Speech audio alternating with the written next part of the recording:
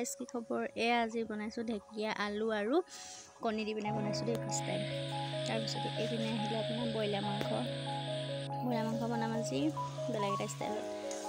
আগতীয়াকৈ ভাজি লৈছোঁ তাৰপিছতে তাৰমানে আদা নহৰু তাৰপিছতে পিঁয়াজ দি দিম। আজি পোৰা আলুৰ লগত বনাম, পোৰা আলু দিম খাই চাওঁচোন কেনেকুৱা টেষ্ট হয় বোলো পোৰা আলুৰ লগত। পিঁয়াজ দি দিলোঁ এনেকৈ ধুনীয়াকৈ। মোৰ নিজৰ ষ্টাইলত বনাইছোঁ দেই, প্ৰথম বনাইছোঁ কাৰণে ধুনীয়াকৈ এইখিনি ভাজি ল'ম এতিয়া।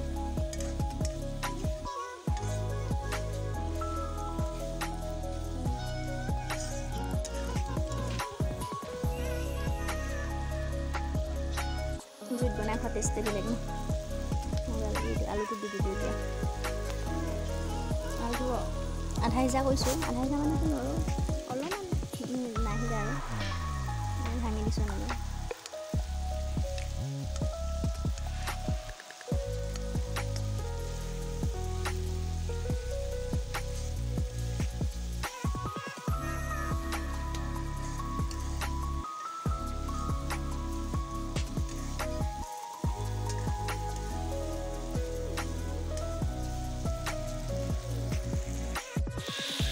এয়া হৈ গ'ল। এইফালে ৰঙালাও ভাজি বনাইছিলোঁ,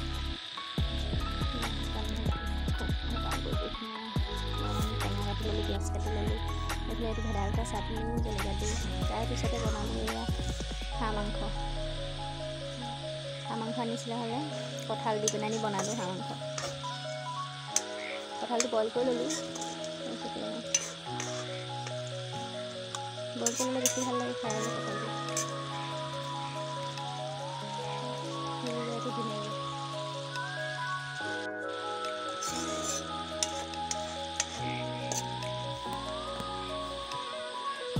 এয়া কঁঠাল আৰু ৰাজহাঁহ মাংস চব্জি হৈ গ'ল।